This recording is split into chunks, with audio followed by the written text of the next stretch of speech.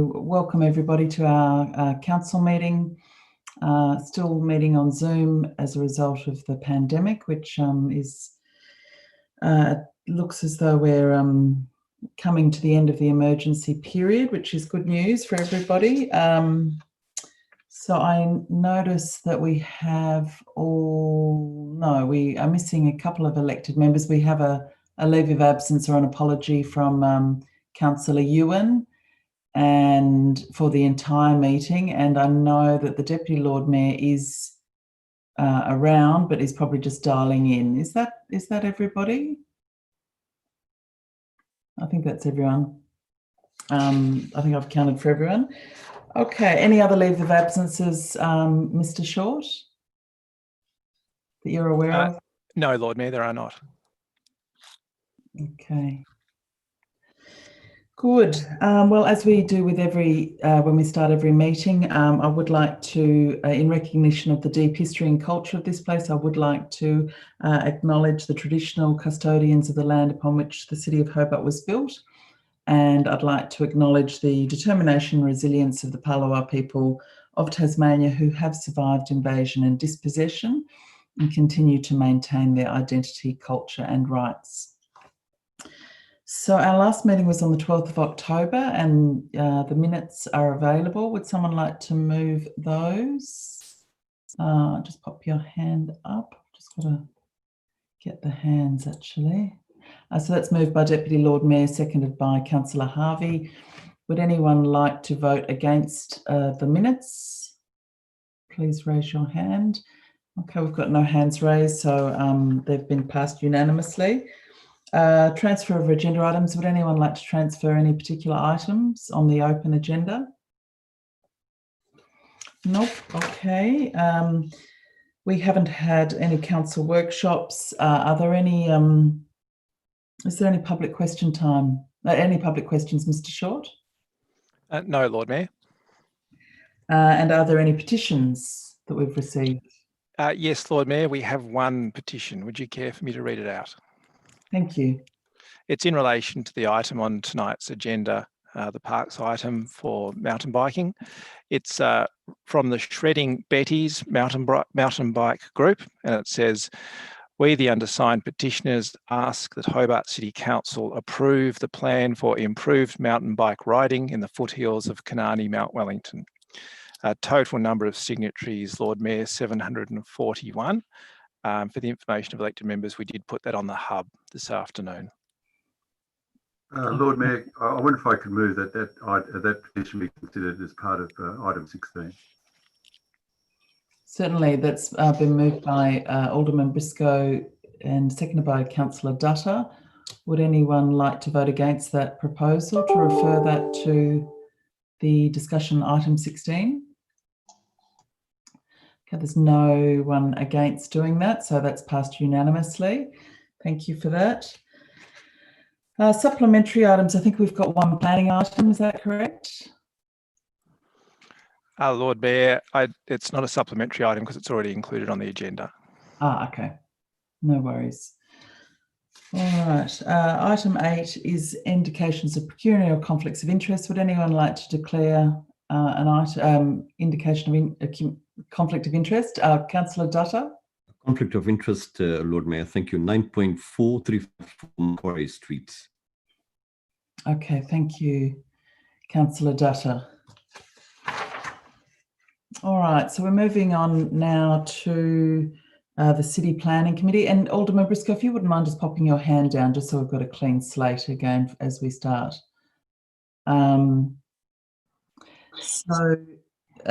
Moving to the City Planning Committee. So we are acting now as a planning authority, and I'll invite Deputy Lord Mayor to open item 9.1. Lord Mayor, this is 63 Davey Street, and we've had a request for deferral, and the deferral is for the adjournment is to allow the applicant to submit an amended plan reducing the height of the proposal. We understand that following the Tomaszewski decision, Council cannot re-advertise an amended plan if the changes are so significant to warrant advertising. However, a reduction to below the 30-metre permitted height is not so significant to warrant re-advertising. If approved, the amended plan could be attached by condition. So I'll move the item be deferred for new plans. Seconded by Councillor Sherlock. I know that there's meant to be no discussion, but I just wondered whether we should receive some advice from the director about this, because the memo was a little bit unclear about what our own advice might be on this. Is that okay? Yes, through you, Lord Mayor. Look, it depends on the nature of the changes. We understand that the changes will be submitted shortly if they haven't already been done so, and we'll provide some qualified advice back to committee and council in relation to the merits or otherwise of those changes. Okay, so it's possible that the advice might be that it has to be a new application? That's a possibility, but until such time as we see the specifics, I'm reticent to comment more definitively. Okay, well, that is a deferral motion procedurally, so there's not meant to be further discussion. So I'll just go around and see how you'd like to vote on that. Deputy Lord Mayor? No, don't support this, Lord Mayor. Alderman Zuko? Support the deferral, Lord Mayor.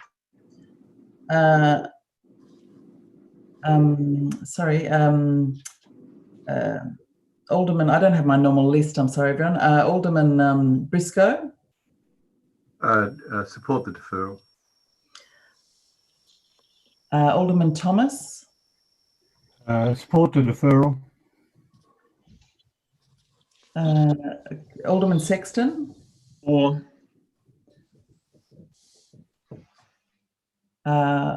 Councillor Harvey? Support. Councillor Alderman Barakas? Support, Lord Mayor. Councillor Dutta? Support. Councillor Sherlock? For. Who else have we got? Sorry, Councillor Coates. I support, Lord Mayor. And myself, I will support. Okay, so that's been deferred, and we'll wait some further advice from the staff on the next steps. Okay, so we're moving on now to item 9.2, Deputy Lord Mayor. Thanks, Lord Mayor. Lord Mayor, this is for security fence and gates at the Council's depot at 518 Hewan Road, South Hobart. I'll move that. Yeah, seconded by Councillor Harvey. Lord Mayor, this was discussed at committee, and we had a deputation from a neighbour. So there was one representation in relation to this. And the proposal is for a new 2.4 metre high chain link fence surrounding the perimeter of the council's bushland operations depot. It's sometimes subject to some vandalism and theft of some of the materials there. So a new 2.4 metre high entrance gate at the existing vehicular access point to Hewan Road, and two new 2.4 metre high chain link gates facilitating access to Ridgeway Park for operational reasons. So really a security fence around this area. The issue of access to the neighbour's driveway, which is a shared driveway, was the subject of the discussion, but it was felt that the conditions were suitable in relation to that. So I'm happy to move this. Okay, any further discussion? There's no raised hands. Would anyone like to vote against this item? Please raise your hand. Okay, so there's no raised hands, so I'll call that as a unanimous vote for that, for 9.2. Now we're moving on to item 9.3, rezoning. Deputy Lord Mayor. Thank you, Lord Mayor. Sorry, just Seconded by oh, sorry, we have to move it first. yes, so moved, Lord Mayor. Seconded by Alderman Barrakas. Lord Mayor, this is an area at the very western end of West Hobart, so 66 Summerhill Road, right at the very top of Summerhill Road, which is adjacent or actually includes some of the area which is Knocklofty. It's a rezoning request through a planning scheme amendment in relation to changing it so that the so it's no longer so that the essentially it's suitable for more housing in that particular area. So and there's a rezoning plan which is attached to the report by the applicant's report. So this would go out for subject for community consultation for a standard period, and feedback coming back from that would be implemented according to report, depending on what that feedback was, and then it's subject to the planning tribunal, or not the tribunal, the RPDC, to pass this. So it would be a planning scheme amendment, and yeah, so that's basically it, Lord Mayor. Okay. Is there any discussion about this? Okay, no discussion. Would anyone like to vote against this? Raise your hand. No, okay, that's passed unanimously. Item 3, 9.4, Deputy Lord Mayor. Lord Mayor, I think we might have to defer this because we haven't got the information back as yet, as I don't think, have we? Through you to Mr. Noy. Maybe that's a question for council support, Lord Mayor. Council support, Mr. Corner. The changed motion. Did you? It doesn't look as though it's ready, so we might have to come back to it unless it can be put up. Yeah, through you, Lord Mayor, I think, can we come back to that item? Sure. Okay, so would anyone, so you're, I don't know whether I need to defer that specifically or just come back to, I think we might have to vote to defer it. So that's moved by Deputy Lord Mayor, seconded by Alderman Barrakas. Lord Mayor, if I may, I don't think you need to move for deferral because we're holding it within the meeting. Okay, no worries.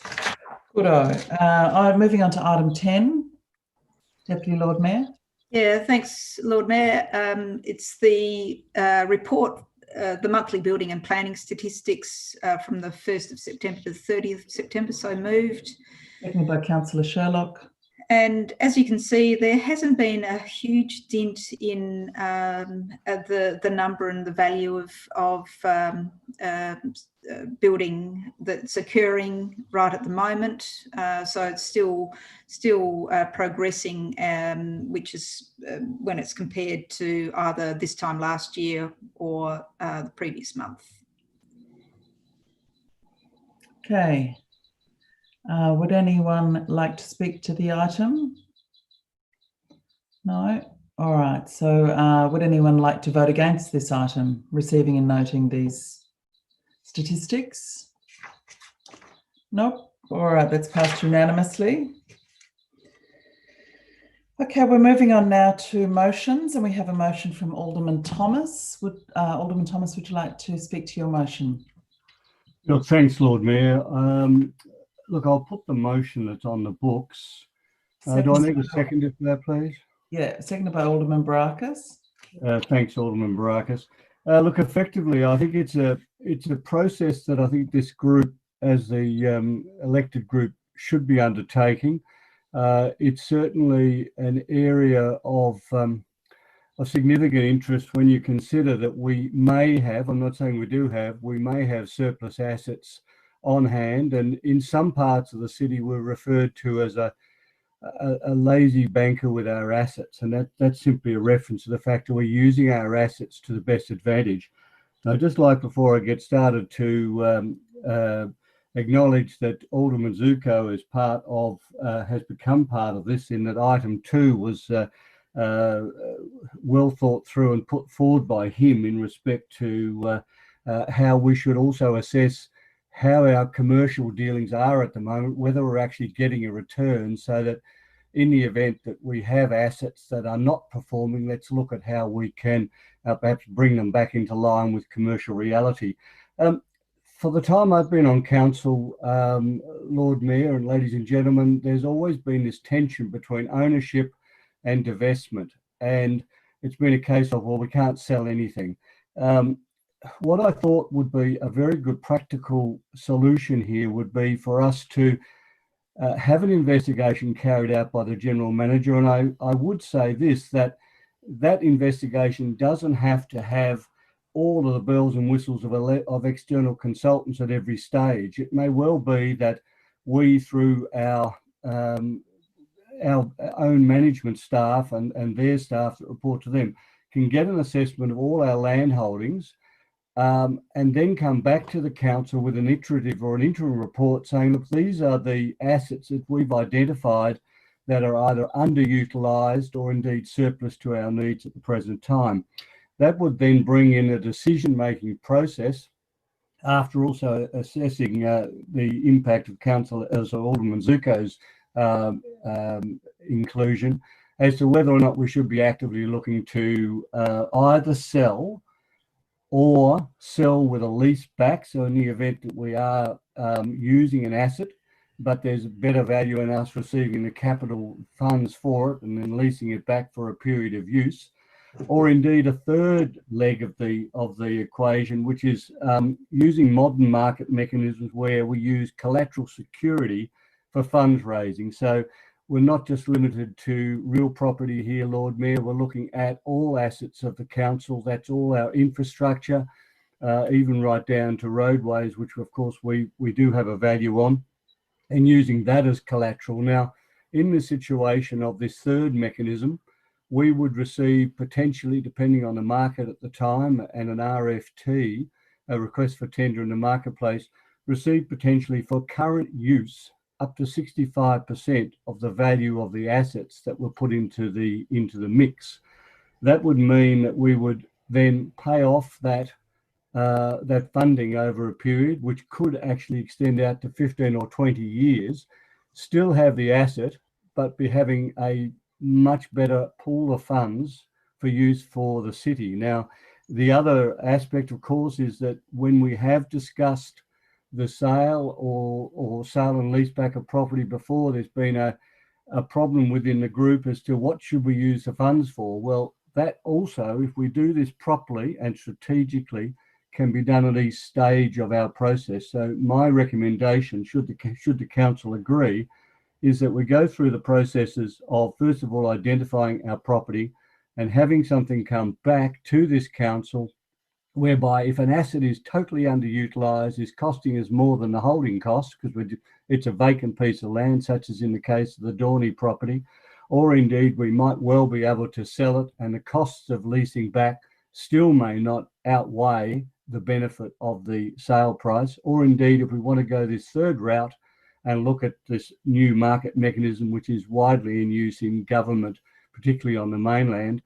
I think the first step would certainly be simply to bring back a report to council, which internally should be able to be put together, of our assets, of the asset value as reported in the annual report, and our book value, and our written down value, bring it back to the council and say, look, there's 10 properties here. These 5, we certainly don't want to do anything with, that actively used by us. They are 30 part of the seconds, Lord fabric Mayor. of the council. Thank you. A part of the fabric of the council, perhaps the town hall.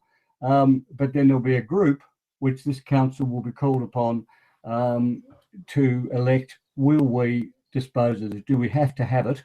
And should it be better than having this $10 million worth of debt, which is hanging over our head like the sword of Damocles, and will probably not go away in the second year and third year coming forward. So I put my case to the group and hope that we can do this as a leadership group on this occasion. Thank you. Thanks, Alderman Thomas. Councillor Harvey. Thanks, Lord Mayor. Yeah, look, I'd like to understand the scope of this. When we talk about underutilised assets, does that mean how many people, frequent the bowling green? And if the numbers decline to a certain amount, do we sell the bowling green? So I would like to get a better understanding of the scope of what this entails. So I'm assuming that through you to the acting director, would you include a scoping exercise in this? Because the council would own, I would say, dozens and dozens and dozens of properties. And if you're the Wooden Spoon football team, does that mean we sell your football ground? Or what's the scope of this? So I'd like to understand that as part of this process as well. Mr. Short. Lord Mayor, through you, yes, there would have to be a scope. Obviously, council owns many assets of different classes and types. And I think as part of that report back to the council, Lord Mayor, we would seek to put some parameters around that scope and make sure that council was happy with those before we went any further. Mm-hmm. Okay. And that would also need to include the social value of an asset.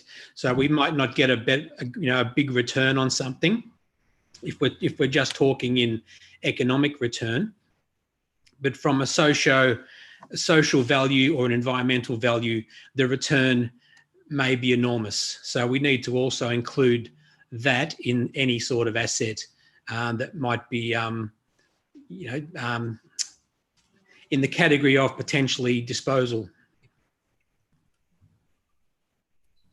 I don't know, is that a question or is no, I think it's a statement, because I would like to make sure that we're not just looking at what's the economic return of an asset, but also what's the social nature of that asset. And the social nature of the asset might be far in excess of what the economic return is in that asset. So, the socio-cultural return. So I might move an amendment that we include that also in the scope. So that's for Alderman Thomas to consider factoring in. But I think Alderman Thomas, do you just want to explain that what you're proposing is that we're going to also just get a report on this project, which is I think a fairly major project, isn't it, to do a review of all our properties? And what we're voting on tonight is simply a report on that project and what expertise would need to bring in and scope and things. Well, correct. I mean, at the end of the day, look, I appreciate Councillor Harvey's concerns. We would look at the social, economic and environmental values, I imagine, in any asset consideration. There'll be ones that'll come out of the mix here that will be pretty obvious. And again, let's face reality. The Dorney House is a classic case of an asset that we didn't ask for, that came as part of a much bigger project, which has been very, very beneficial to the city. At the moment, we have struggled to find a long-term use. I appreciate that Alderman Sexton has tried hard in this area on some occasions in respect to that property. There may be reasons which countermand the sale of it, but we're looking at a $10 million shortfall, and one would imagine that a property as in the commanding position that is, notwithstanding its state of repair, it's a classic case. Not only has it got the best view in Hobart, but it's also one of the best constructed house of its period. That might reap for $3 million on the open market. Now, the council centre is another classic case. Do we need to own the council centre or in the post-COVID period where many people may start working from home, it might be part of a direction of a number of corporations, both public and private in Australia.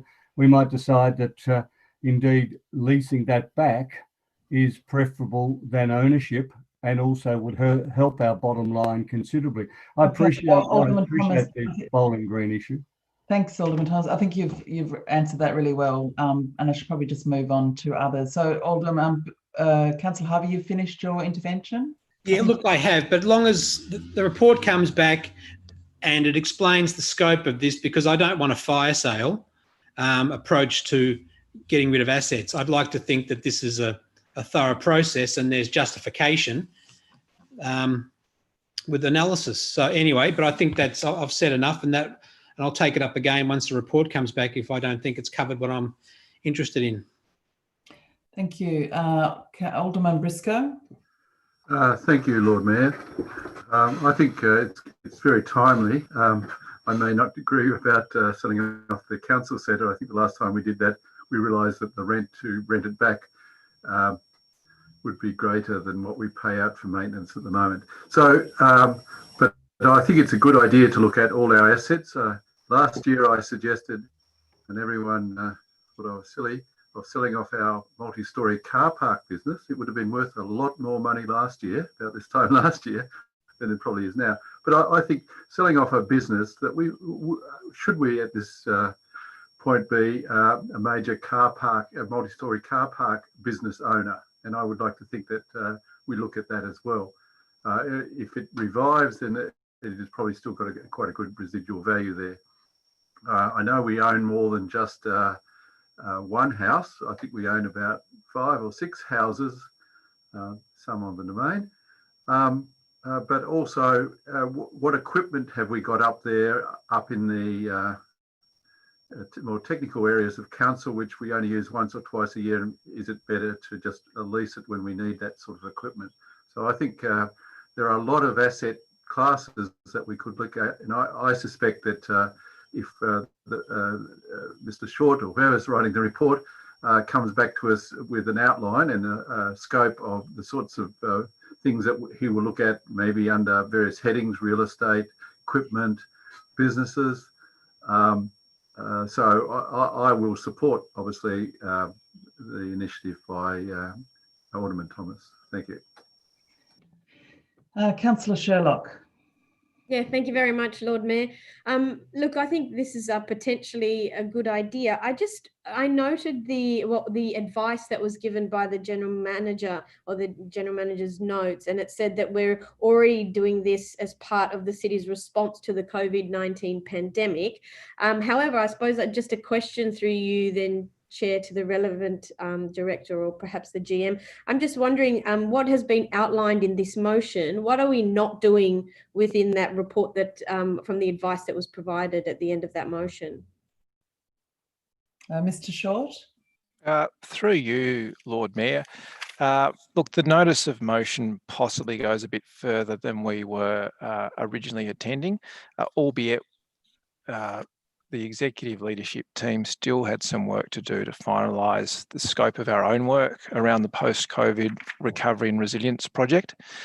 So that's really what the General Manager was getting at in his comment, to suggest that there is a body of work to be done, as Council is well aware, and it's certainly appropriate that if Council resolves on this item tonight, that then we would include that into our broader scope and our thinking around our post-COVID recovery and resilience. Thank you very much. Alderman Briscoe and Councillor Sherlock, if you could just pop your hands down, and then Deputy Lord Mayor. Thanks, Lord Mayor. Just a couple of questions. Alderman, first through you to Alderman Thomas. Were there amendments that you were considering tonight, Alderman Thomas? Yes, look, thanks, Councillor Burnett, Deputy Lord Mayor. The only one is to ensure that where we talk in the motion of engaging an external consultant, I did have a slight change to that, where necessary, because at the front end just the assessment of what assets we have. If we haven't got that within our finance area and our other teams, I'd be most surprised. And a lot of those early work can be done but internally, I believe. We may need an external consultant for part of the job, particularly if we go down the collateral financing area. But I just want to make sure, and I did supply just a very few extra words, something along the line, external consultant to the degree it's necessary, just to make sure we weren't suddenly opening up an issue here where we were to go out and do everything with an external consultant, which is totally not the intention. Well, I'd be happy to support that slight amendment if you're actually putting that or moving that as part of the motion. Yes, and I have a question to Ms. McDonnell. If you could just explain what's the risk profile associated with collateral security? I mean, is it something that we do currently, or is it something that councils are risk averse and maybe not wanting to do? Ms. McDonnell, would you like to respond to that question? Well, maybe, Lord Mayor, if I can step in there. I think through you to the Deputy Lord Mayor, that is part of the work that we would have to do in terms of this report. Deputy Lord Mayor, I think we would have to obviously do a risk profile around this work and certainly report back to Council on that. But I don't think we can give you a categoric answer on that tonight. I see, thank you. Look, just in support of what Councillor Sherlock did say, I feel that, like we are expecting a report mid-year in relation to how we're travelling and what sort of response, mid-financial year I mean, in relation to our COVID response. So I see some merit in putting this forward, as Alderman Thomas has suggested, and perhaps that will the report back will be around that mid financial year time anyway. I think, and also Councillor Harvey's thoughts about the benefits of those socioeconomic elements to why we provide reduced rent or whatever might be really important as part of how we formulate a response. I went back and listened to the finance agenda, the finance and governance agenda, because it was brought up that I think Alderman Zico was talking about the council centre and how we could lease that, or are we getting the best return for that building? And I think there's a certain amount of truth in what Alderman Zico was suggesting at that point, that it's not necessarily a good idea to lease something if it's going to cost us more to rent back suitable offices. Having said that, I think it's also important that we realise our role, or continue to realise our role, and I'm not suggesting Alderman Thomas is moving away from this in this motion, but our role as a benevolent organisation supporting those not-for-profits, supporting those small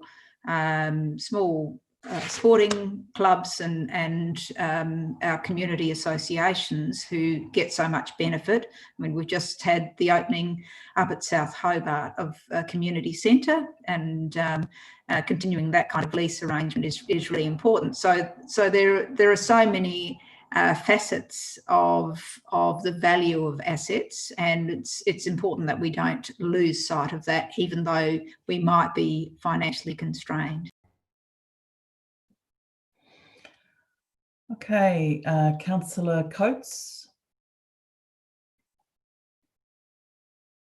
No, thank you, Mayor. Look, very briefly, I don't want to add to the debate too much, but look, I thank the Alderman in putting this forward. It does also please me to hear that in large part this work was going to be done anyway. I just think we have to own up to the fact that the council as a organisation has taken an almighty financial hit. And it's eminently appropriate that we do the work to review and assess. And and look, obviously talking about the report before it happens, but hopefully out of this we can have some really, really good, strong discussions, ultimately to get a much better outcome for the citizens, because, there is a big hit, and it's correct that we reflect on what assets we have and are they being used appropriately, because at the end of the day, it's going to be the ratepayers of Hobart that are picking it up in one way, shape or form. And we want to make sure that way, shape and form is, if you like, the one that's going to hurt the least, while obviously maintaining good services to the city. So look, I just want to thank the Alderman for doing it, and I will support the motion, and obviously his foreshadowed amendment to it. Thank you, Councillor Coates. Alderman Zuko.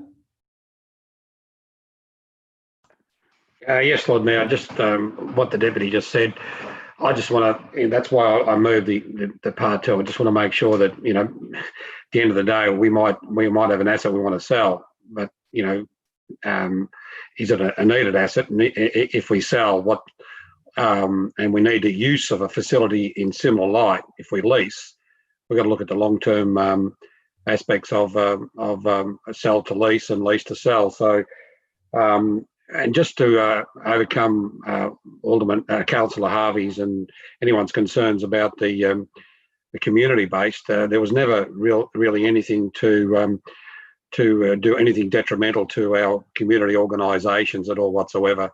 I don't believe we need to be looking at those aspects, but we need to ensure that we know what the value of those assets are, so we can also evaluate the amount of contribution we're giving these organisations, because we provide them with grants. So if we know what the value of some of these properties are, then we can ascertain what our actual grants to these organisations are. There's no way that I want to see organisations like the local footy side or the cricket side or the local associations make it detrimental to them. But we as an organisation need to know what the value of our assets are. I think that's very, very important, Lord Mayor. Thanks, Alderman Zuko. Alderman Barakas. Thank you, Lord Mayor. I'm happy to support this. I think it's a great idea. And just to touch on, I think for the large part, this has been quite a good debate. I think the majority, or if not all of the concerns that I think have been sort of raised and other questions that have been asked, I think largely would be answered in the report itself. We're not being asked to commit to a proposal now to start selling things off or anything like that. We're asking for a report to be commissioned that will give us information as to whether we should or shouldn't, and which assets we should be looking at, or which ones we shouldn't be. And I think that's important to remember. We're not making any commitments here other than just looking into doing it. And just to the point that the Deputy Lord Mayor raised, I think she's right. There is a difference in assets that I think would be clearly inappropriate for the council to remove from public ownership, regardless of, and I think as Councillor Harvey said, there's certain things that might not give a dollar value return to the council, but they do serve the public and serve the city just by virtue of their existence and us maintaining them. And so it really comes down to each asset should be looked into. And we can look at which assets are the ones that, whether they're long-term assets or short-term assets, but which assets, is it absolutely right that we should always maintain ownership of? Which ones are properly utilised and we should keep because they're utilising them well? Is there any that we should divest from? But also, are there ones that look, we do need them; they are important, but maybe there's other arrangements that could be made. Different ownership arrangements, whether it's on a lease basis or whatever have you, that might allow us to use that asset as often as we need to use it, but then also free up operational capital that we need at the moment, obviously in the position that we're in, and allow the council to get more roadworks done, fix more potholes, or whatever all these other services that we are providing for the city. So look, I think it's something that's incumbent on us to look at seriously. And if it does come back and this asset or that asset, it's not appropriate for us to change our ownership of, then we don't have to do it. But I think it's the right thing to do and the responsible thing to do for us to be looking into this, especially now, given the current climate we find ourselves in, given the current financial position we find ourselves in. And I commend Alderman Thomas for bringing this idea forward. So look, I'm happy to support this, Lord Mayor, and I hope that we get back something that allows us to better our financial position. Thanks, Alderman Barakis. Lord Mayor, sorry to interrupt. There was that minor amendment by Alderman Thomas. As a seconder accepted that, just a point of clarification. Seconder accepted that. Who was the seconder? Can't remember now. It was Alderman Barakis, Lord Mayor. Alderman Barakis. Are you happy to accept that amendment about the... Certainly, Lord Mayor. Yep. Okay, well, just before I ask Alderman Thomas to sum up, I might just make a few comments myself. So I guess my small contribution at the committee meeting was to add the words analysis of the better strategic use of, just those words, because I think it is any organisation with the kind of portfolio that of assets that we have, we should be always thinking about the strategic use of our assets and making sure that they're fit for purpose, and whether there's ways that we can be making those assets work even better for the public benefit, the public interest. And so, if this is a strategic review of council properties and whether they're being well utilised, and whether they're being used in a way that helps us meet our strategic goals, as well as whether some of those properties might be better off being owned by somebody else or leased in a different way. I'm comfortable with this piece of work because I think what we're looking for is to create good long-term outcome for the public from the assets. But I think it's really important to note that this is quite a significant piece of work. This is not going to be one report. This is probably going to be quite a bit of work, quite a bit of advice, and slowly we might change the scope as we go and we work out all the elements that we actually want to tackle, because obviously we do own a lot of different properties, and there's a lot of considerations we need to make about how to better utilise them, or are they being well utilised, and those social, environmental elements as well. I noticed that there was a 2008 council land review, so I don't know how long that took. Whether that was what the cost of that was, whether that was literally just vacant land or whether it included assets. But that would be an interesting document to look at to see whether there's, how large and significant that project was. But yeah, I think let's get the report back on the scope, and let's see what work we might need to take forward. I know a lot of capital city colleagues do have a much bigger number of asset managers who are always thinking about innovative ways to develop underutilised assets. I've seen some councils put childcare centres and skate parks on the top floor of car parks because the top floor of car parks often aren't utilised. I've seen some councils develop one floor of almost like containerized office space in the top floor of car park because it wasn't being well utilised in the city. And the Adelaide City Council recently established a Adelaide Parklands Foundation, which is the goal of that is to really tap into the public's love of those parklands and get the community and philanthropy to chip in extra money for public infrastructure. And all of these creative property ideas we do need to think about in the modern world where money is becoming very tight and other governments aren't necessarily putting their hand in their pocket for our assets either. So we will have to think creatively, and hopefully this process can do some of that. Okay, thank you for that, Alderman Thomas. So I'll pass back to you now to sum up if you'd like to. Yes, look, I do thank everyone for the discussion. I think this could be a great project for this group to carry through for, as you mentioned, Lord Mayor, a little time ahead. I just wanted to finish off with just wanting to allay the concerns that we're suddenly likely to put up, or might be put up, 50% of our assets. The reality here is that there might only be 1 or 2 assets that actually go up for a straight sale. But the finance evaluation and calculation might well say that raising money on our pipes and works and other equipment in the ground, including our roadways, if it can be used as collateral and receive 65% of the value of those assets, could return to this council, obviously with a debt requirement over a 15 or 20 years, $100 million to have on our books. Now, the reality is we do not, and I repeat, none of the bowling clubs, etc., nothing would be divested. You would always have ownership, and the bowlers and the footballers would all be safe. We're simply talking about a mechanism of sale of only those items that this council agrees to, which might only be 1 or 2, but potentially, not even a lease back, potentially this new collateralizing of a number of our assets. So thanks everybody, a great debate.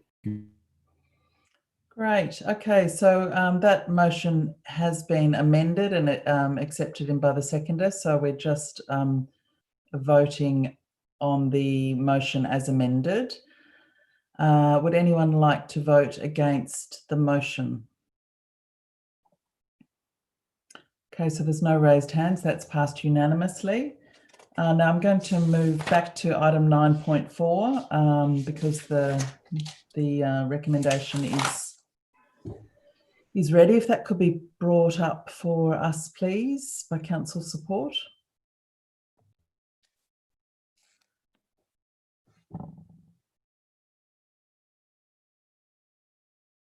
Is there a new recommendation? There is. It's on the agenda, on the hub again. Oh, okay. So are we going to have the shared screen or not? Oh, yes, here it comes. Yeah.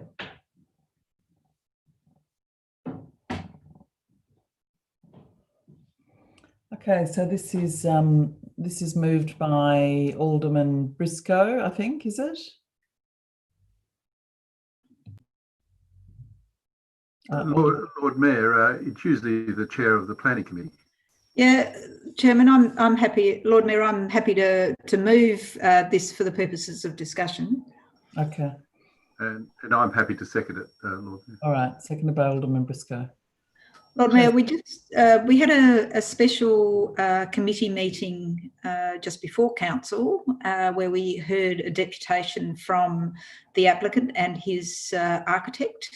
The motion that we have before us is a motion for approval subject to conditions, and it was a split vote. So the vote, there were 2 of us who voted in favour of the officer's report, which is for refusal based on heritage grounds, and I'll speak to that now. So this cottage is in the midst of a really important streetscape on Macquarie Street, one of the most significant heritage streetscapes of our city, if not the country. Whilst there are other buildings from different eras on both sides, this is quite an old cottage, and the heritage officers have suggested that this was not an appropriate change to that application, or to the application and change to the original cottage. Whilst it has been modified, it's generally intact, has not really satisfied those heritage issues in relation to this. So, I mean, it is a situation where there weren't any representations. However, we are looking at this through the lens of a planning, as a planning item. We're not, so I'll leave it there, but obviously there is some dissent in relation to this removal for approval subject to conditions. Okay, if we could just take that down now so I can just see the hands. Alderman Briscoe. Thank you, Lord Mayor. Look, As it was mentioned, Macquarie Street is a very historic street. This particular part, the cottage that is the subject of this application is set back, and the predominant streetscape here, one on one side, on the left side, is a concrete 2 or 3 story from the 50s of questionable merit. The other side is, it appears, reads as a 3-story building.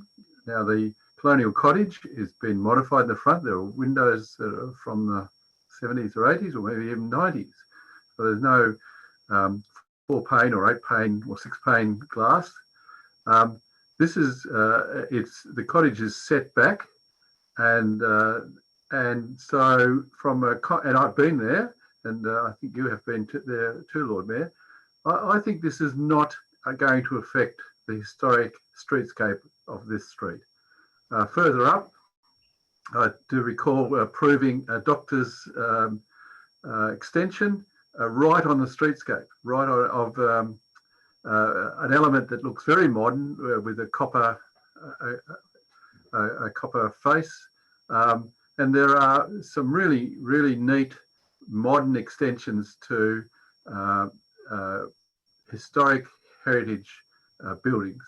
And I think the applicant has taken in account that if he had a single-story extension at the back, it would remove a lot of his, or almost all of his, open space. And I think this is a good, sensible solution. And I as 4, I think it was 4 out of the 6 planning committee members thought that overall this was an application that we could approve without affecting the heritage. Thank you. Thanks, Alderman Briscoe. Further discussion? Alderman Barrakas. Thank you, Lord Mayor, and I'll echo what Alderman Briscoe just said. I think it is important to note, and I'll read out one of the parts of the Heritage Officer's report that says, you know, the precinct is significant for reasons including, and one of those reasons being the quality, variety of built forms from a range of different periods make up the homogeneous streetscape.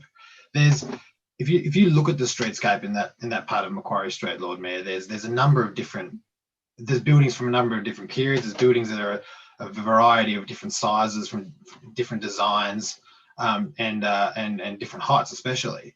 And the building that we're talking about and the proposal that we're talking about, if you look at it from the street, and I think it's also necessary to think about how this this property relates to the street, because we can look at the plans and it might look a certain way from the plans that are included for us.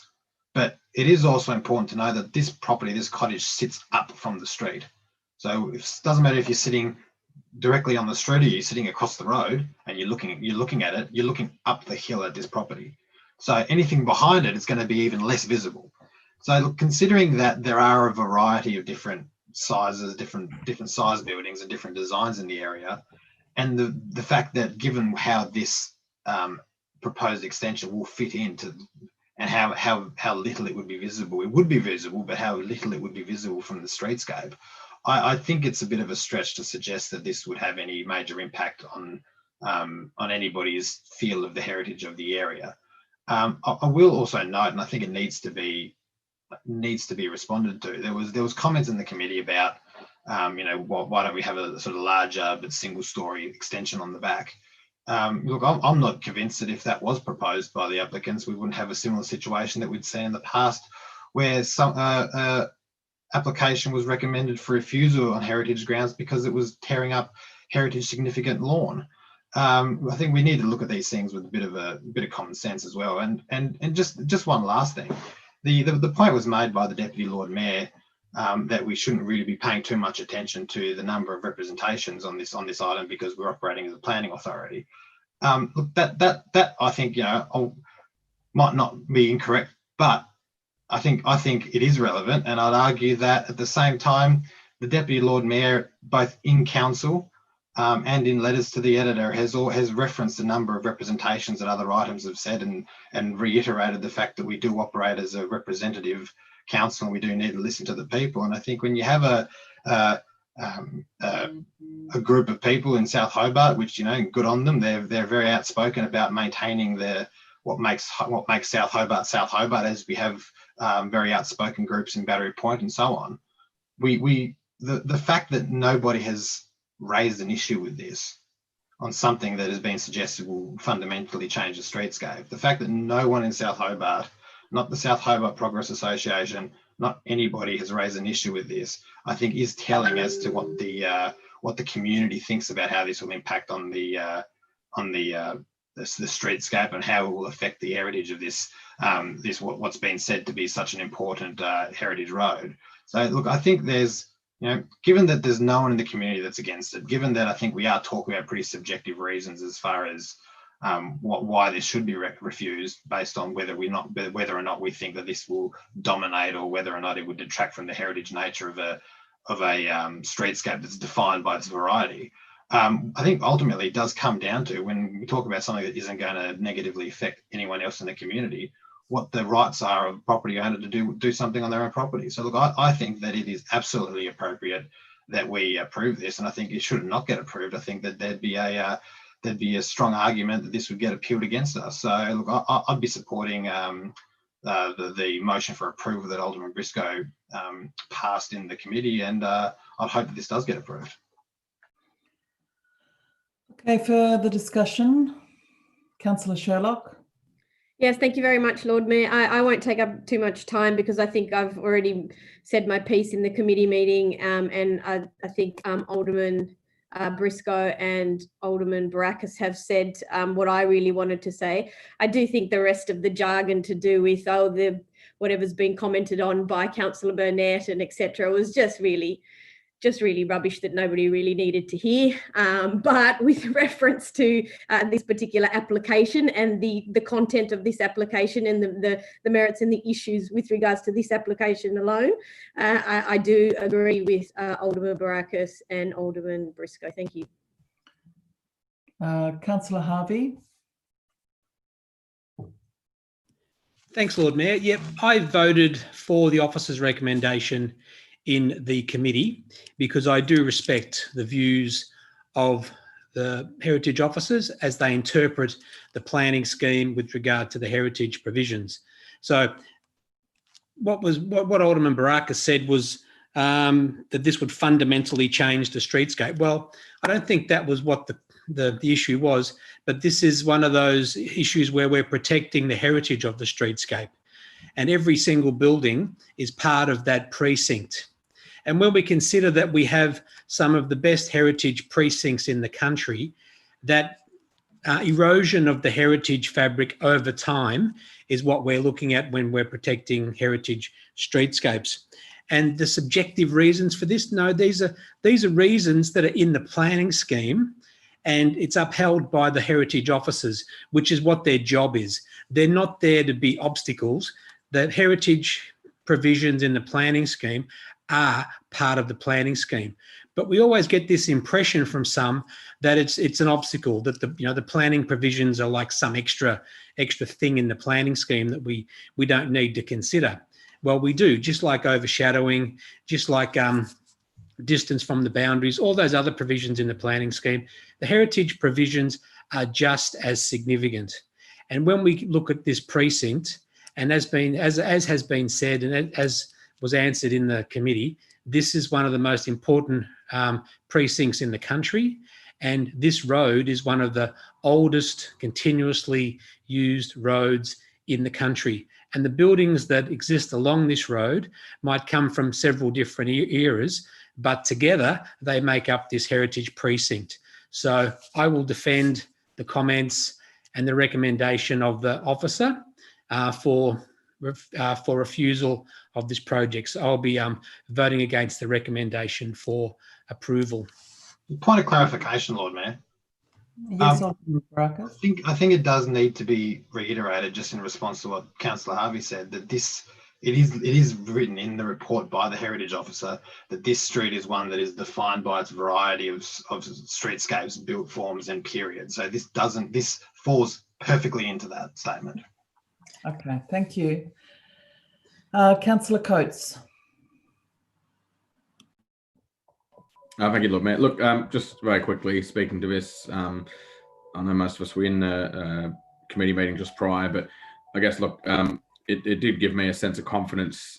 We did obviously have the proponent and the designer/architect talk to us through this, and there were questions asked, and they gave us reasons as to why they've designed it as they were. I definitely didn't get the sense that they're doing it with an intention to be of a detriment to the streetscape. And obviously, look, heritage is a difficult one. Ultimately, it's always a subjective area. And look, they had valid reasons for designing it in the way that they do. But I guess the point was made. And look, it can be argued, you can come either side on it, but ultimately, the design they've come up with, if you like, is one that, in my opinion at least, keeps obviously the original heritage of the house, keeps the front garden, which I think is important for a streetscape. But in a real sense, ultimately you've got a family here that needs space to live, and it is a very old building, and I think it is appropriate that owners have the ability to make amendments to their property and to bring things up to scope and make it livable. And for those reasons, I think I'd support it. Ultimately, I don't think it detracts from the streetscape to such an extent that we should be in a position to not allow the property owner to do what they wish. Thanks. Okay, thanks, Councillor Coates. Can I just ask one question about the design? I think this is quite a tricky one. Did I see in the report something about there weren't many sort of impressions of what this will look like that you might see in a bigger proposal, but there was quite a significant report about glass, and I was just concerned, is basically the facade all glass, the facade facing the street? Is that what it looks like? Is it just all a sort of big panel of black glass? Is that a good way to describe it or not?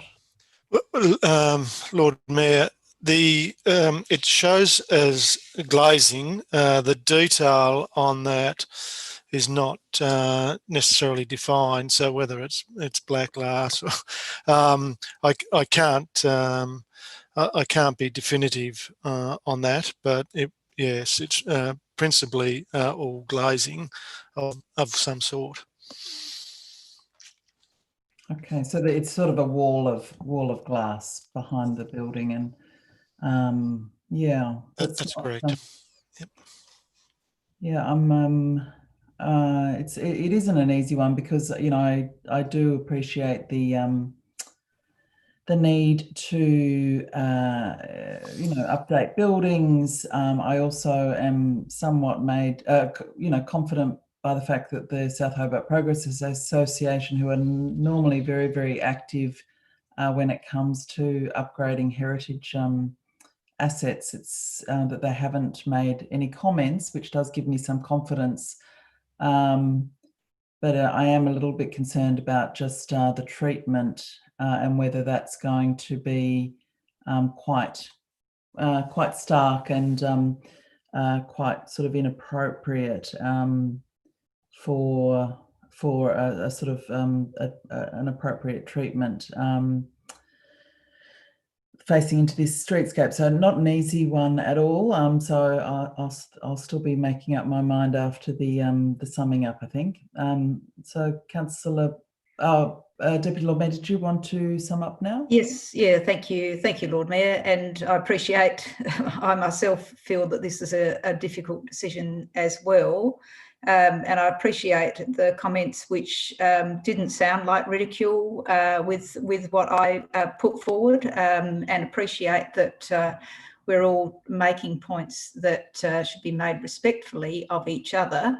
But aside from that, Lord Mayor, this is a tricky one. It obviously needs to be considered in the context of the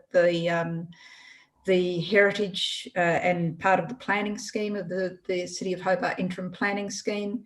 In response to something that Alderman Baraka said, it's not about just the rights to do whatever you like on your property in relation to applications. All of us have to consider what might be put forward in the context of the planning scheme. And we see this time and time again where we're asked to consider something that might be for, really pushing the boundaries of the planning scheme. And that's a matter of conjecture around the table, the virtual table, if you like. But we all respectfully bring our positions to this debate rather than being ridiculed. Okay, so we'll go round now to the vote. So Deputy Lord Mayor, how do you vote? Against, Lord Mayor. Alderman Zuko? For, Lord Mayor. Alderman Briscoe? For, Lord Mayor. Alderman Thomas? Against. Alderman Sexton? For, Lord Mayor. Councillor Harvey? For. Sorry, against. Alderman Barakis? For, Lord Mayor. Councillor Sherlock? For. Councillor Coates? For, Lord Mayor. And I think I will vote for. So that is, what was the vote for that, Mr. Short? Lord Mayor, that's carried, 7 votes to 3. Okay, we'll just ask Councillor Dutta to rejoin the meeting and move on to item 12, which is the Finance and Governance Committee. Yes, Lord. Alderman Zuko? Yes, Lord Mayor. The meeting scheduled for proposed changes during the December period. I just so move that. Seconded by Councillor Burnett. Any discussion? No discussion. Would anyone like to vote against this? No. Okay, that's passed unanimously. Item 13, Alderman Zuko. Yes, Lord Mayor. This is the proposed 2021 Council and Committee meeting schedule. Just so move. Seconded by Councillor Sherlock. Any discussion? No. Anyone like to vote against? It's passed unanimously. Item 14. Yes, Lord Mayor. This is the City of Hobart local preference procurement policy. I'll so move, and I'll just speak very briefly. Seconded by Councillor Sherlock. Yes, Lord Mayor, this is part of a notice of motion I put forward in regards to endeavouring to buy local. I think it's one thing that we should be doing, especially during this COVID period. And I actually commend the recommendation for the committee. Thank you. Any discussion? Okay, would anyone like to vote against this item? No, that's passed unanimously. Now we're moving on to the Parks and Recreation Committee. I'll invite Alderman Briscoe to speak to this item 15. Thank you, Lord Mayor. I'll move the item that's on the books. Seconded by Councillor Sherlock. In the interests of time, I will just very briefly just introduce this item. The sale of alcohol within Wellington Park is governed by a range of legal authorities and is currently provided for in the Wellington Park Management Trust Springs Precinct and Pinnacle Precinct zones within the Wellington Park Plan. To prohibit alcohol in Wellington Park, a submission supported by the Trust would need to be made to the Police Commissioner by all parties responsible for the management of the area. It's further proposed that an elected member briefing be arranged on the wide issue of alcohol consumption in the city's public open space. So in brief, Lord Mayor, we can't make a decision on our own. It'd essentially be through the Wellington Park, and not saying that it won't appear before us in the future, but at this stage, the recommendation indicates that we can't do it on our own. And probably an outcome of that invitation from Dr. Adrian Reynolds may prompt some further action, but at this stage, the motion stands as it is. Thank you. Seconded by Deputy Lord Mayor. Did you want to speak to this as well, Deputy? Yeah, thank you, Lord Mayor. I think it might have already been seconded, but Yeah, it has been raised with me some people's concerns in relation to drinking on the mountain, and there are various reasons why that is something to consider. I mean, it's a windy road. It's people driving back down from the mountain might be dangerous if they have been drinking. But I think hearing from the expert, so from Professor Adrian Reynolds or somebody from the Alcohol and Other Drugs Task Force or group directorship should help us be more informed about other public spaces as well, and how we might use that and from a harm minimisation perspective. It may mean that we don't have any problems. It may be that we don't have any particular problems associated with drinking in our public spaces, but certainly being aware of the impacts, I think, is really important. Thank you. Any further discussion? Okay, would anyone like to vote against this item? No hands up, so that's passed unanimously. Alderman Briscoe, item 16. Yeah, thank you, Lord Mayor. I move the motion on the books. Seconded by Councillor Dutta. This is quite a comprehensive plan for a mountain bike network for the foothills of Kianya, Mount Wellington. And it basically reflects the significant community engagement that the council has undertaken. And the director has said that this is probably the most widespread consulted plan the Hobart City Council has ever done. Some of the statistics, the process of consultation was a comprehensive 18-month two-stage process.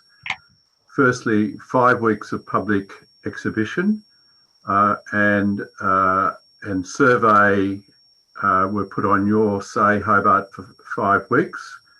Of very high levels of engagement, almost record levels for similar scale city projects, and then the two major stages of wide-ranging community consultation, inclusive of effective interest groups.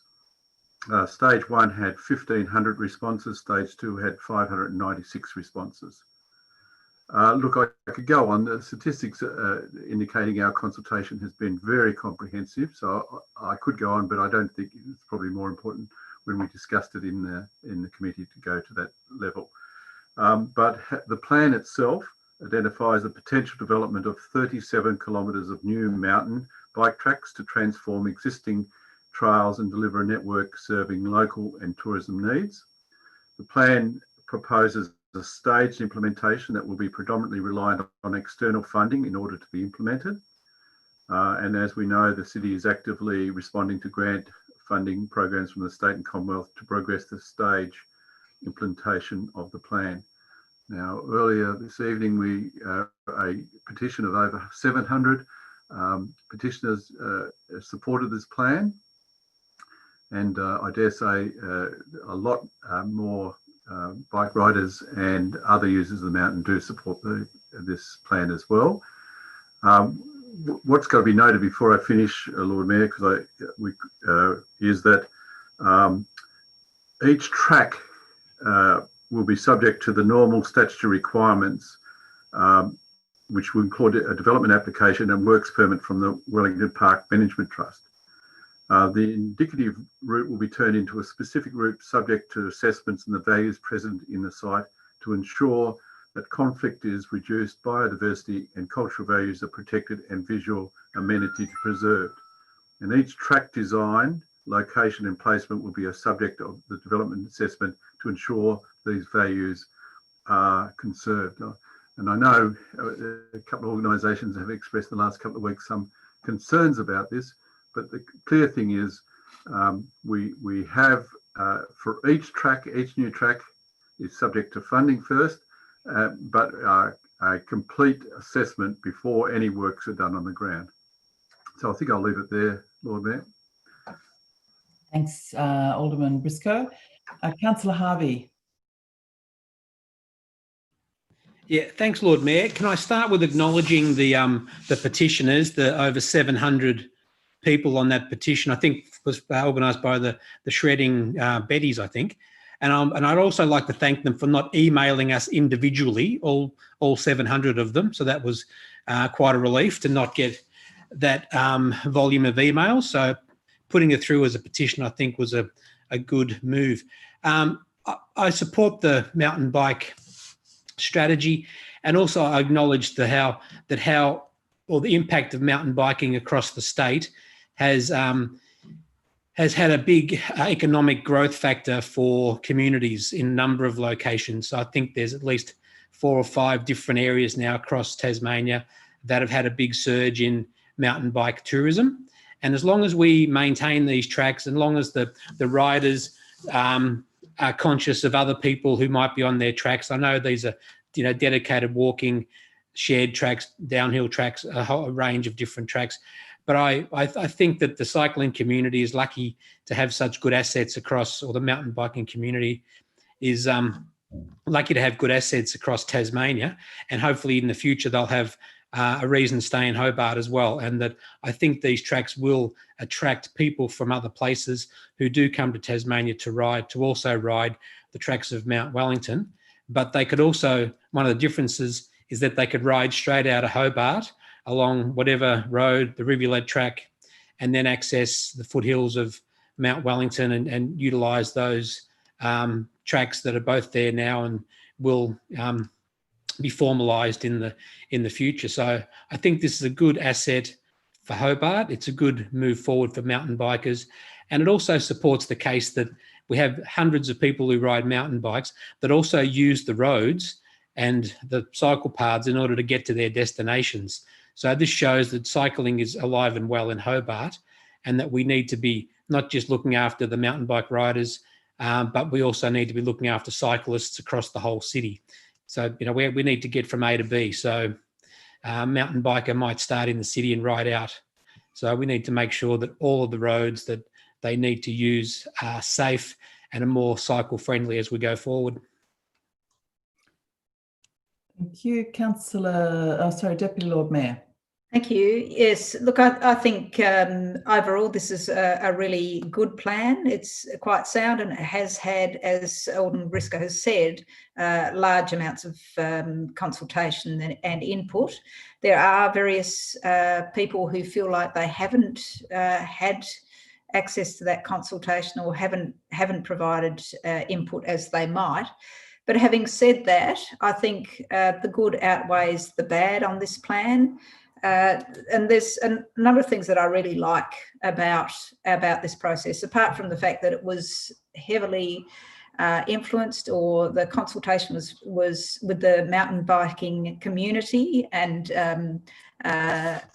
we heard, as Councillor Harvey said, we heard from a number of those through petitions, but also I think many of us were probably personally approached as well. But what I like about this plan is that it's looking at formalising tracks mainly on the lower slopes. So it's not really going into those subalpine sensitive areas on the upper slopes of Cananyi, Mount Wellington. There is separation of pedestrians versus bike riders where possible, not in all situations, but I think the plan really responds to those needs. And there's also sensible planning of good linkages to areas where people might get onto this, if they're parking on those areas below Fern Tree, it's accessible from other areas. So I think there's some really good responses. As I said, there are pros and cons in relation to this, but we know that improving access to health and wellbeing and those opportunities is really good for our community.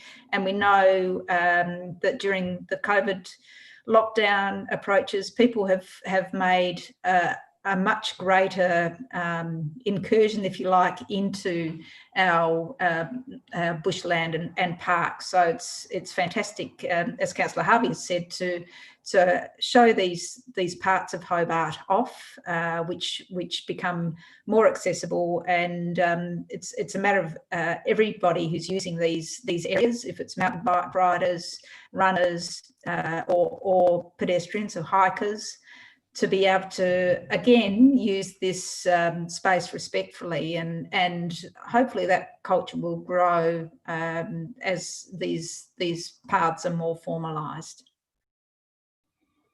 Thanks, Alderman. Councillor Burnett. Further discussion? No further discussion. I might just say a few brief things before Alderman Briscoe sums up. Really just to endorse the comments of everybody, but yeah, to also acknowledge that this is a new and popular use on the mountain. It is important to accommodate and find ways that we can develop this this recreational activity without having a detrimental impact on walking, which obviously the history of walking on the mountain is a very, very long one. I think, probably more than 150 years old. I think some of our tracks are the oldest recreational walking tracks in the country, and there's an incredible amount of national heritage significance of some of those walking tracks.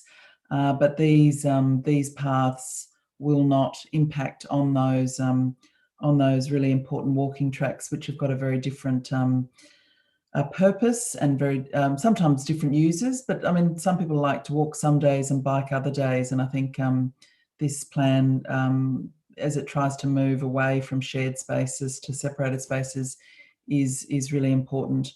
But yeah, it is important that we acknowledge the walkers out there. It is, I think the ABS found that walking for exercise is the most popular sport in Australia. And so we mustn't forget all of those walkers out there, even as we are accommodating what is obviously a growing recreational activity. But yeah, I think at this stage the plan does provide that balance, and it is certainly a very long-term plan, because yeah, we don't have any money for any of these tracks at this stage, but hopefully that will change. Okay, thank you. So, Alderman Briscoe, did you want to say anything further? Just a few additions, Lord Mayor. I suggest that people have been walking on the mountain for thousands of years. Perhaps the council involvement and the state government involvement is probably 100 odd years. There's also runners that was an important group that was consulted with, because there's runners, bike riders and walkers, and mountain bike use of the mountain certainly dates back when I was the chairman of Wellington Park Trust, when we came up with the idea with the north-south track, which is a very important mountain bike path, and that's over 12 years ago. So what's happened with mountain bike is become extremely popular, as you probably just said, Lord Mayor. So I think it's a good plan. It's a plan. There is some funding for a couple of the tracks, but again, essentially we'll be knocking on doors in the next couple of years to find funding for the others. And each track that's suggested, if it goes ahead in its present form, we'll have to have a detailed assessment. So I'll perhaps leave it at that. I think it's an excellent plan. Thank you. Would anyone like to vote against this motion?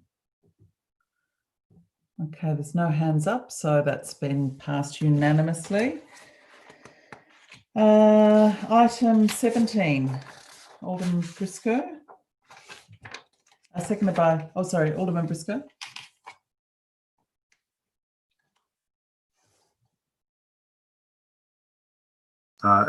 Thank you, Lord Mayor. I'll move the item that's on the books. And that's been seconded by Councillor Burnett. This is a plan to join the city with the Botanical Gardens. It was the indicative route was in our master plan for management plan for the domain. And so this is the implementation of part of a management plan that goes back a number of years. It has been released for community-wide feedback with the council's approval. It is, as I said, is in alignment with the city's domain master plan, and it seeks a high-level pedestrian cycle connection from Sutherland's Cove in the city and establish it to the Royal Botanical Gardens. The plan was well received, with 83% of the survey respondents being supportive of the plan.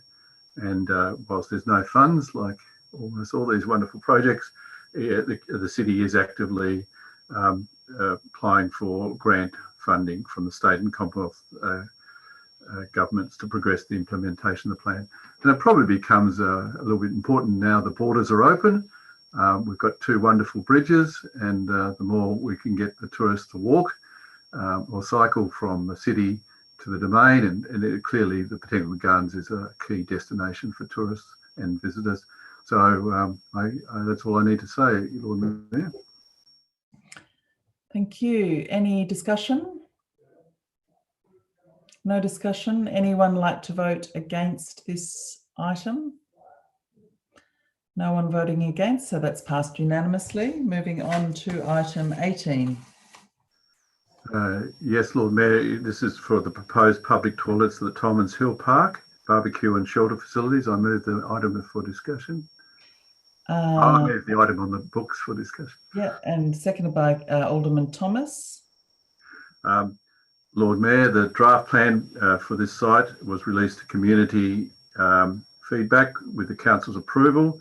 The city received broad support for the proposal with no changes to the design subsequently recommended.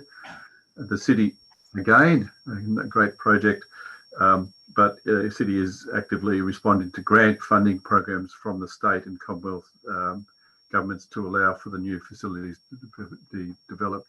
I think having these shovel-ready projects makes it so much easier when the city is going for grant applications, especially as the Deputy said a while ago, that, and I think even Alderman Harvey, Councillor Harvey, you know, the more we can get people out using our beautiful parks, active exercise with their kids, and this one is a fairly new park for the city in a growing area up the hill there.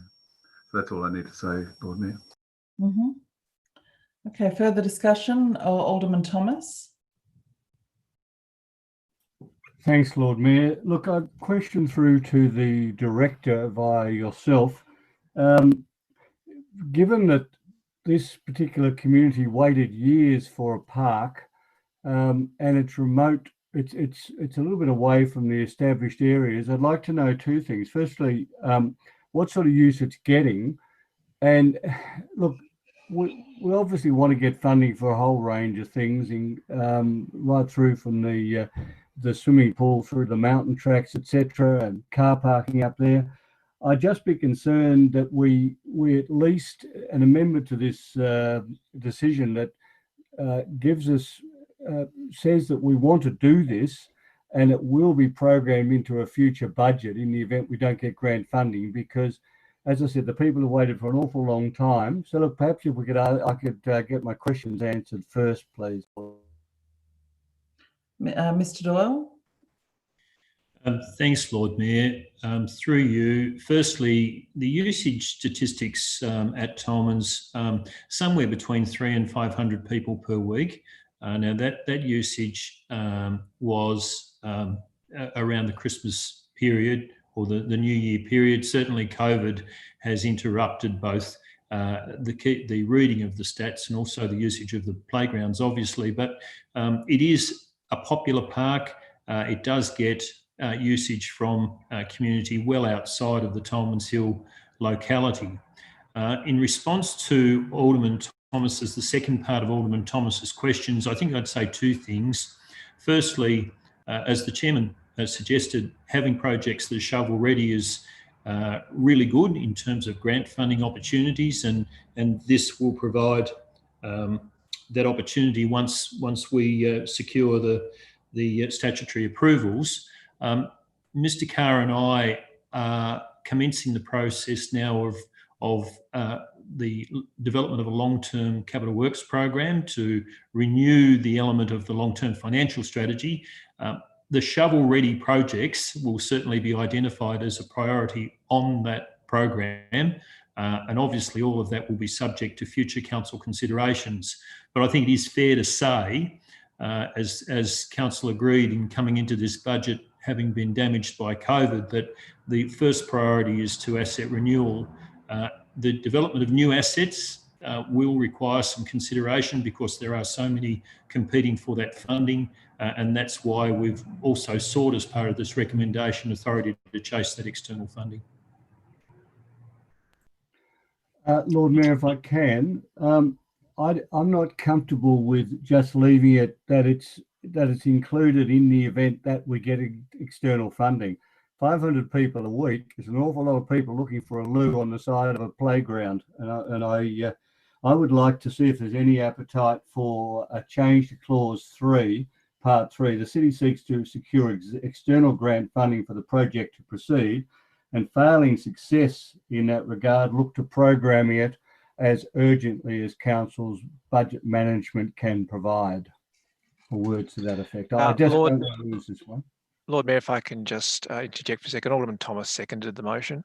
Sure. Yeah, we can ask someone else to move the amendment. But I think if we just get the wording right.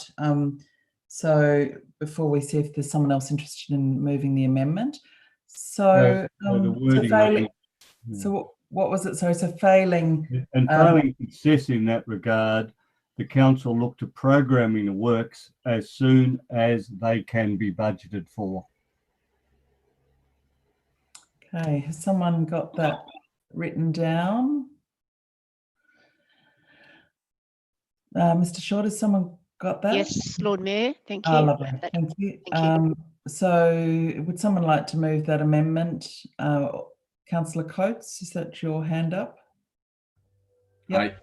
Yeah, look, happy to move, and obviously the key words there are as budgeted for. So sure. I think I echo the comments. Obviously, if something has high utilisation, ultimately we need to be there to provide a service for the community. But as with all things, we are constrained.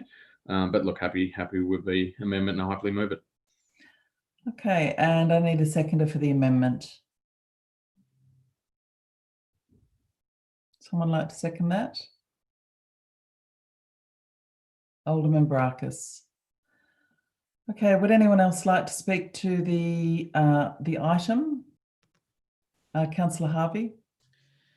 Lord Mayor, if we're going to shuffle things around according to our own preferences, then I think it's important that we know what all of the items on the list are, because there might be items that are much more well used than this park.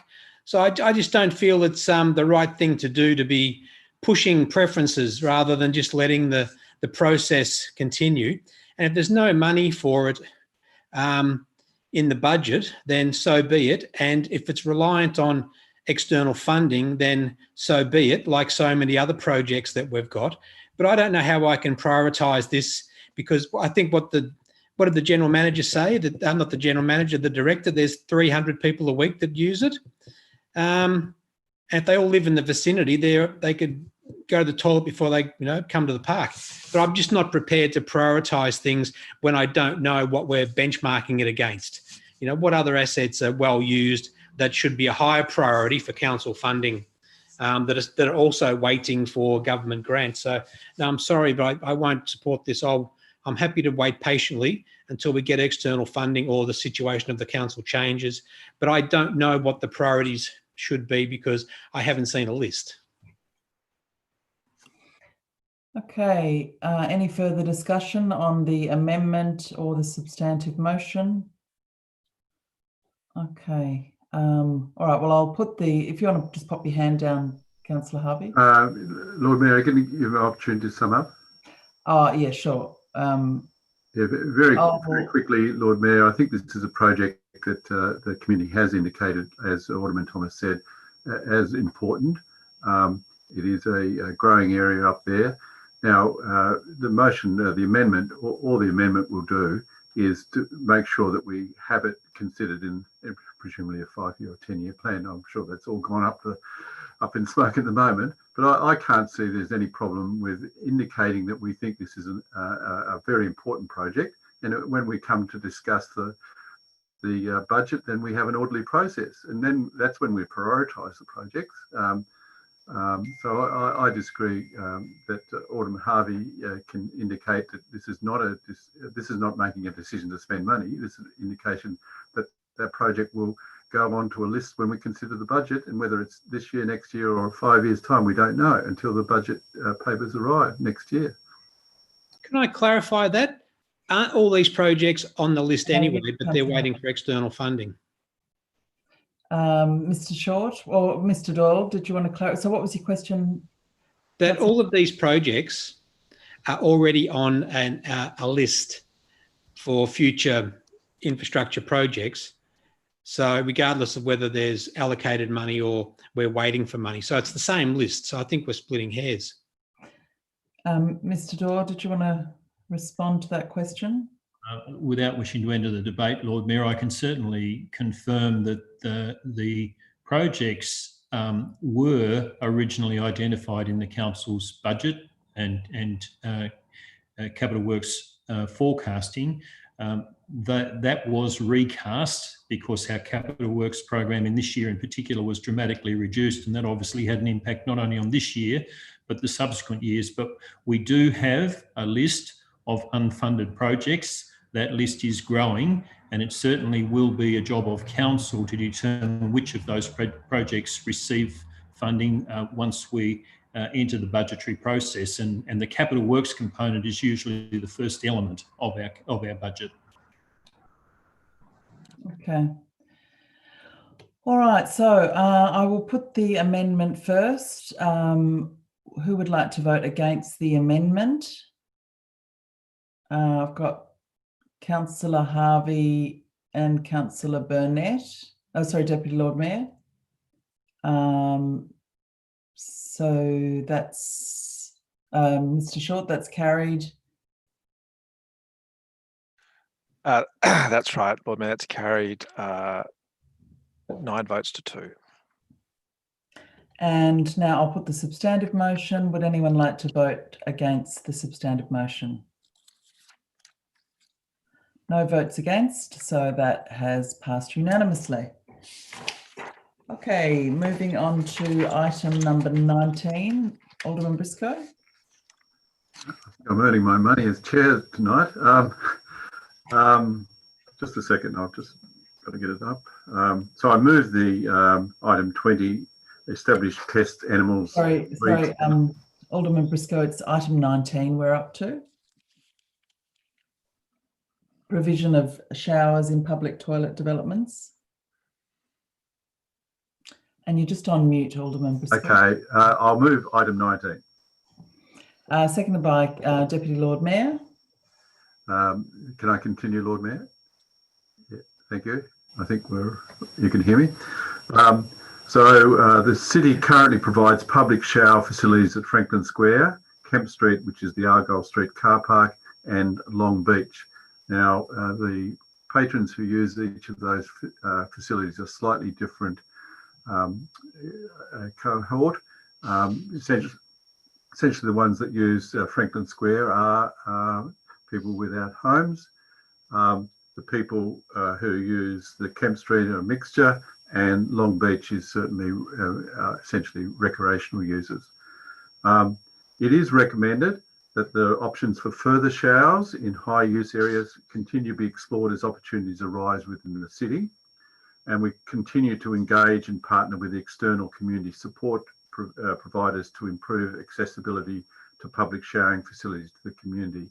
I suppose we've all, well, I certainly have been personally observed people parking in the car park behind the town hall there and going across to the Franklin Square showers, even kids who obviously they're sleeping in cars or very to get ready for school. So I think we do provide an important service in the middle of the city. And so generally the city does support this. I know there are some private private providers of showers. There's some of the big workplaces have got showers available for their workers, especially if they're running or cycling to work. So I think this shows the city has heart and will, as I said, will continue to, as opportunities arise, continue to provide these opportunities. Thanks, Alderman Briscoe. Alderman Barakas. Thank you, Lord Mayor. Just a quick, and I will be supporting this one, but I just have a question. Are there any considerations or are there any issues as far as legal liability or on hygiene or anything like that that we do need to consider? I assume that if there was, we'd already have considered them.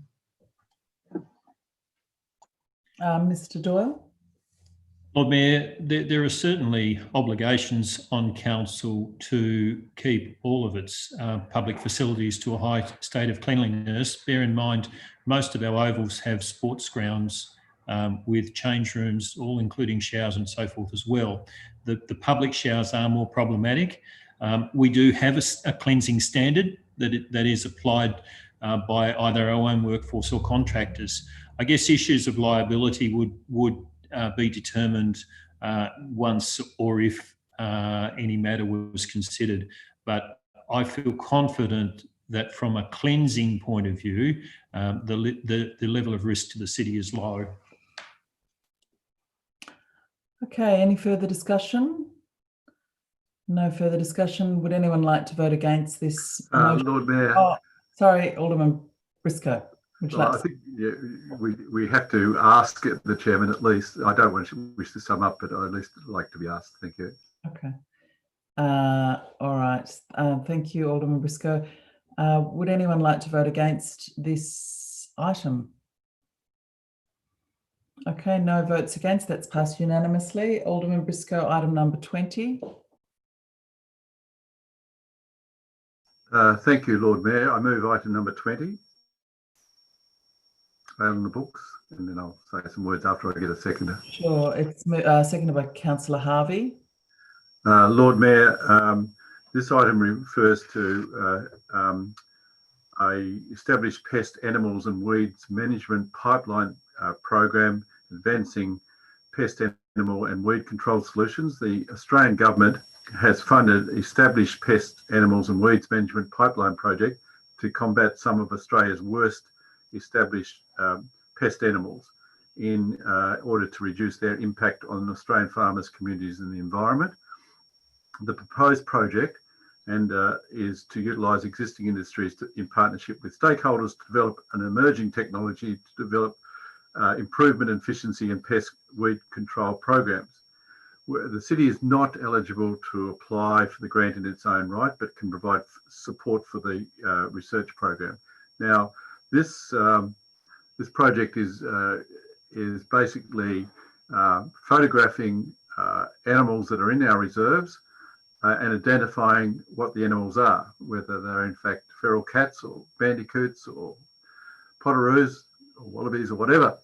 And through the machine learning experience of these cameras, obviously associated with some IT, then at some stage, this system will be able to identify pretty clearly whether we're dealing with a feral cat, for example, as a pest. Now, all the company that has applied and got successful with the funding just wants access to the parks and Bushland Reserve. And so it's not asking for any money, but it's essentially asking for access and also help with site selection. Now, I did some research about whether we have got a feral cat problem in Hobart, and it appears we've got quite a significant feral cat program, and some removal of those pests have happened in some of our reserves. But if we have a machine recognition camera, we can identify where the problems are and take appropriate action. I think it's a good project, and we should be supportive of it. Thank you. Thank you. Councillor Harvey, you've got your hand up. Oh, you don't. Okay. Any further discussion? Alderman Briscoe, you don't want to sum up because, do you? No. No, in this case, I rather not sum up. Thank you. Okay. Yay. Okay. Would anyone like to vote against this? No one voting against, so that's passed unanimously. Alderman Briscoe, item 21. Thank you, Lord Mayor. I move this item. Seconded by Councillor Sherlock. Lord Mayor, this is referring to a proposal to install a boat slip track rails across the city foreshore land. The owners of 13 Marine Terrace Battery Point is intending to lodge a development application involving construction of a new boathouse and related boat slip tracks into the Derwent River. The proposed boat slip tracks would traverse council-owned land for a short section between the boundary of 13 Marine Terrace and the river. As the proposal would result in a new use for this particular parcel of land, the view of the council as the landowner is whether we want this use on its land is sought via consideration as whether to provide an in-principle approval of a conditional licence should a planning permit for the proposed development be ultimately issued by the council as the planning authority. Now, it was the recommendation of the committee that the council not provide in-principle support, as this parcel land, for the few of us that were around at the time, we acquired this and another adjoining property, a very small, I think it was 40 square metres, for a public use from two private owners, and it cost upwards of $1 million. We acquired this land to remove fences and give public access along the foreshore. Now, whether in the end of the day there will be a Battery Point walkway along here, I always hope there will be. I'm very optimistic still. But I think if we put another obstruction over public land, this is not Crown land. This is not the Crown land in the water. This is actually land that the city acquired for a considerable expense. I think we've got to say no. If there is a Battery Point walkway, whether it's a form track or a scramble track, it's still by having a boat shed and slips here, it would add extra expense and further alienation of some land that was purposely bought for public use. So I encourage everyone to say no, and hope we get some support. Okay, Alderman Sexton. Yes, thank you, Lord Mayor. I absolutely agree with Alderman Briscoe. This particular piece of land, as Alderman Briscoe said, excuse me, was part of two pieces. Originally, it was one piece of land because the two properties were previously not subdivided. And in the late 19th century, there was an inappropriate addition between the high water mark and the low water mark, which was Crown land, to the sale of that land, and that was later on incorporated inappropriately by the government, whoever manages the titles office. And once it became incorporated into the title, it meant that that was the only piece of land along that that Battery Point area where they had title to the low water mark. So in order to recapture, if you like, or regain the space between the high water mark and the low water mark to allow people to freely move along the waterfront, the foreshore there, we compulsorily acquired that land, as Alderman Briscoe said, but the owners played hardball, took us to the Supreme Court, and it cost, as he said, about $1 million, which was a combination of the legal costs plus the actual land cost itself, and we had to pay their expenses. So I do not support in any way anybody using this land other than the public for that reason, plus other reasons. And in any event, given that a reasonable valuation of that land would be about $1 million, I think the license fee would be enormous. Should we even consider providing it? It certainly would not be able to be the usual license fee, because we know what the cost of that land was. So to avoid that, and then to avoid issues in the future where we have to try and get back a piece of land and then somebody else's infrastructure is on it for public use. As I've said, I strongly agree that the council not provide in principle approval for a licence. We must keep it in public use and public use only. Thank you, Lord Mayor. Thank you. Councillor Coates. Look, thank you. I guess I just have a few questions. I'm reading the report here in regards to it. And it's very interesting to hear, obviously, the history behind this from Alderman Sexton and Alderman Briscoe. But I guess, I mean, when I read the recommendation is that it's just a you know, they get a license to be able to use this to go across it. So I'm not sure of it. I guess I have a question for you to the director in regards to, I mean, if we were to seek to grant a license, and obviously we'd get rental income for that, would that wouldn't impinge anyone else from the public in still using the place? We would still be the landlord and owner of the obviously the land in question. Mr. Doyle. Lord Mayor, through you, Councillor Coates, the council could issue a licence and could apply whatever conditions it wished to that licence. I guess there is a need for us to take care that if the licence has numerous conditions, the enforcement of those conditions might outweigh the income received. Certainly, we do have examples of existing walkways that have boat ramps over them, and they operate okay, but it is very much up to the goodwill of the person who has the boat ramp and ensuring that they do respect the public's right to access.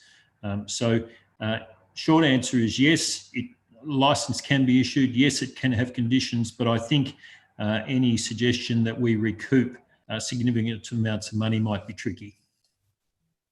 Okay, thank you for that answer. That helps me. Thanks. Okay, if there's no further discussion, no other hands up, I will put, I'll see, would anyone like to vote against the recommendation? So we've got one hand up, Alderman Barakis. Mr. Short, that's passed, is it 10-1, is that right? Yes, Lord Mayor, that's right. 10-1, it's carried. Okay. Now we are done with the open portion of the meeting. So with Deputy Lord Mayor's move into the closed, and we need a seconder for that, Alderman Barakis. Would anyone like to vote against moving into the closed? No? Well, that's what we will do now. So thank you to anyone who's watching.